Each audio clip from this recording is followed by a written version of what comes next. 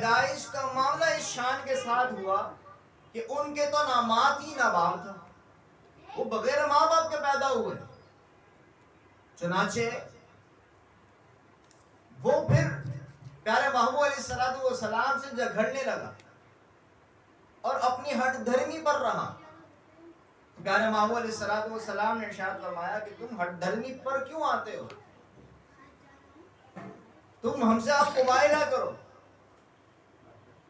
جو جھوٹا ہوگا وہ باطل کہلائے گا، وہ ذلیل و رسوا ہو جائے گا اور حق واضح ہو جائے گا۔ چنانچہ وہ 3 دن کی مہلت لے کر آتا ہے۔ 3 دن کی مہلت لے جانے کے بعد وہ بڑے ہی اہتمام کے ساتھ جبہ و دستار پہن کر اپنے بڑے بڑے پادریوں کے ساتھ، یہ پادری ان کے عالم ہوتے ہیں، یہودیوں کے عیسائیوں کے عالم ہوتے ہیں پادری، وہ بڑے بڑے پادریوں کو ساتھ لے کر آئے اور پیارے محبوب علیہ السلام اس شان کے ساتھ تشریف فرما ہے کہ پیارے محبوب علیہ السلام کے ایک ہاتھ میں امام حسن ہوتے ہیں، دوسرے ہاتھ میں امام حسین ہوتے ہیں، اور پیارے آقا علیہ السلام کے پیچھے بی بی فاطمہ الزہرا رضی اللہ تعالیٰ عنہ ہوتی اور مولا علی مشکل کشا ہوتی ہے۔ اب یہ پیارے محبوب علیہ السلام کے ساتھ اتنی عظمت و شان والی ہستیاں ہیں۔ امام حسن حسین جنتی نوجوانوں کے سردار، پیارے محبوب علیہ السلام کی لختی جگر جنتی عورتوں کی سردار، اور پیارے محبوب علیہ السلام کے داماد مولا علی شیر خدا، ان کی شان تو یہ ہے کہ فرمایا انت اخی فی الدنیا والآخرہ، اے علی تم دنیا میں بھی میرے بھائی اور آخرت میں میرا بھائی ہو، اور فرمایا جس کا میں مولا اس کے علی مولا، جس کا میں مولا اس کے علی مولا، یہ مولا علی کی شان ہے۔ پیارے محبوب علیہ السلام کی ذات گرامی تمام نبیوں کی سردار، تو پیارے محبوب علیہ السلام کا یہ گھرانہ تو اس عظمت و شان کے ساتھ، چنانچہ پیارے محبوب علیہ السلام اپنے اس مبارک گھرانے سے فرماتے ہیں کہ جب میں دعا کروں تو تم آمین کہنا۔ اب اندازہ لگائیے کہ جب پیارے محبوب علیہ السلام دعا فرمانے والے ہوں اور ایسی پاک ہستیاں آمین کہنے والی ہوں تو اللہ تعالیٰ اس دعا کو رد کیسے فرما سکتا ہے؟ اللہ تعالیٰ اس دعا کو رد کیسے فرما سکتا ہے؟ چنانچہ پیارے آقا علیہ السلام فرماتے ہیں اللہ یہ میرے گھر والے ہیں، اے اللہ یہ میرے اہل بیت ہیں، یہ میرے گھر والے ہیں۔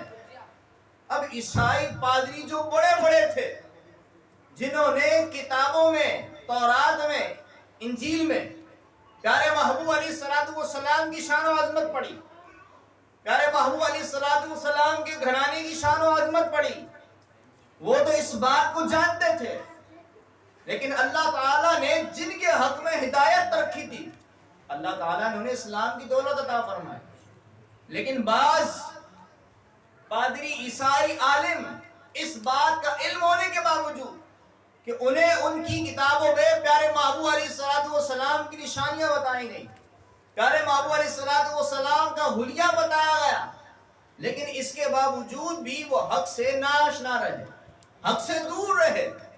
چنانچہ پیارے محبوب علیہ السلام کا یہ گھرانہ جب وہ دیکھ رہے ہیں عیسائی پادری بڑے بڑے آئے ہیں پیارے محبوب علیہ السلام کے حق میں دعا کرنے کے لیے، چنانچہ جیسے ہی وہ اس پاک گھرانے کو دیکھتے ہیں تو عیسائی پادری کہتے ہیں کہ میں دیکھ رہا ہوں یہ جو پاک ہستیاں میرے سامنے موجود ہیں ان سے کبھی بھی مباہلہ مت کرنا۔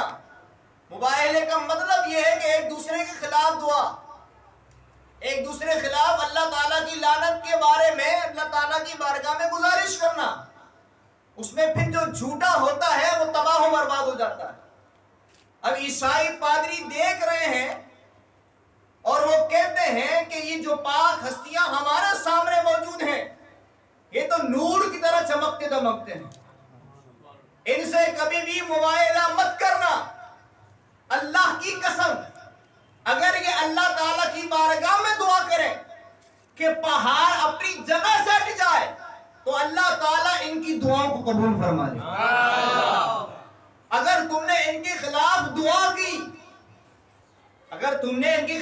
دعا کی تو یاد رکھنا تمہاری ساری نسلیں تباہ و برباد ہو جائیں گی اور عیسائیت کا نام لینے والا کوئی نہ ہوگا. یہ گفتگو اپنے ساتھ والوں سے کر رہے ہیں کہ ان کے خلاف دعا مت کرنا، کیونکہ پیارے محبوب علیہ السلام کا یہ پاک گھرانہ جس میں میرے آقا صلی اللہ تعالیٰ علیہ وآلہ وسلم کی تشریف فرما ہے، آپ حبیب اللہ ہیں. جب حضرت موسیٰ علیہ السلام کلیم اللہ تھے، آپ کو اللہ تعالیٰ نے یہ شرف عطا فرمایا کہ رب تعالیٰ آپ سے کلام فرماتا تھا، آپ کو کلیم اللہ ہونے کا اعزاز عطا فرمایا. تو جب بلعام بن باورہ نے حضرت موسیٰ علیہ السلام کی شان میں دعا کی، ان کے خلاف جب دعا کرنا چاہی تو اللہ تعالیٰ نے اسے ایسا مردود بنا دیا. حالانکہ اس کا مقام یہ تھا کہ یہ جو دعا کرتا تھا اس کی دعا قبول ہوتی تھی، یہ مستجاب الدعوات تھا، اس کی کوئی دعا بھی رد نہیں ہوتی تھی. لیکن اللہ تعالیٰ کی خفیہ تدبیر ایسی غالب آئی کہ اس نے حضرت موسیٰ علیہ السلام کے خلاف جب دعا کرنا چاہی تو اس کی زبان لٹک گئی. یہ جو کہتا وہ الٹ ہو جایا کرتا. اور اللہ تعالیٰ اس کا انجام اس عبرت کے ساتھ فرمائے گا کہ قیامت کے دن اصحاب کہف کا وہ کتا اس کی قرآن نے شان بیان فرمائی، وَقَلْبُهُمْ بَاسِطٌ ذِرَاعِهِ بِالْوَسِيلِ، کہ ان کا کتا غار کے کنارے پر اپنی کلائیوں کو پھیلائے بیٹھا ہے. اس کتے کو اللہ تعالیٰ نے یہ شان عطا فرمائی. یہ اولیاء کرام کے ساتھ جب منسلک ہوا تو رب تعالیٰ اس بلعام بن باورہ کی شکل میں اس کتے کو داخل جنت فرمایا.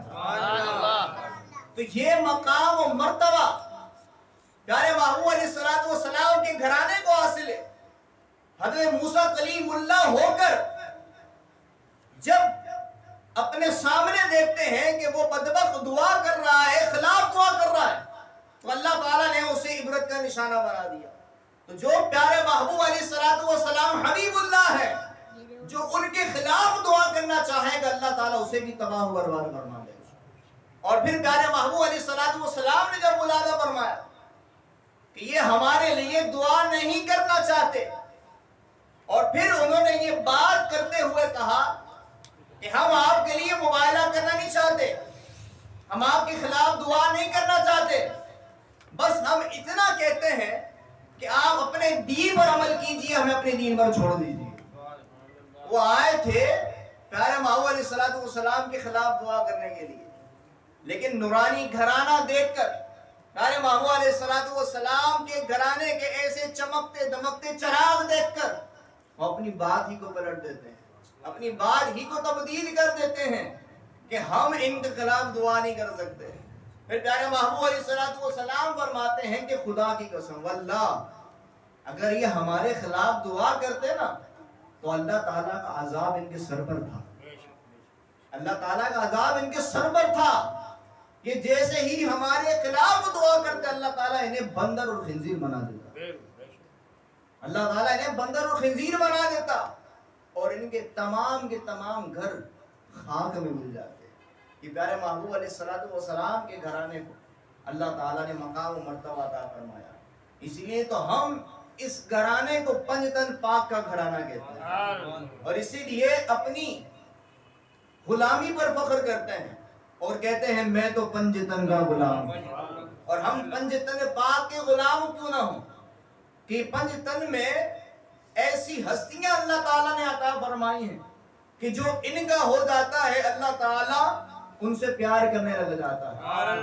پیارے محبوب علیہ السلام کے گھرانے سے رب پیار فرماتا ہے.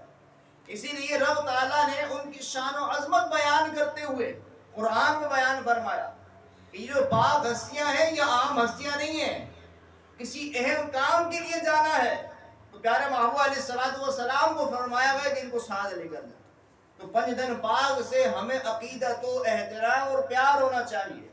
پیارے محبوب علیہ السلام کے دربار میں اگر کوئی ادنا سا بھی آتا ہے پیارے محبوب علیہ الصلوۃ والسلام کے صحابہ کیا پیارے آقا علیہ الصلوۃ والسلام کے رشتہ دار تھے؟ یا خونی رشتہ تھا؟ سارے صحابہ کرام رضی اللہ تعالی عنہم سے خونی رشتہ نہیں تھا.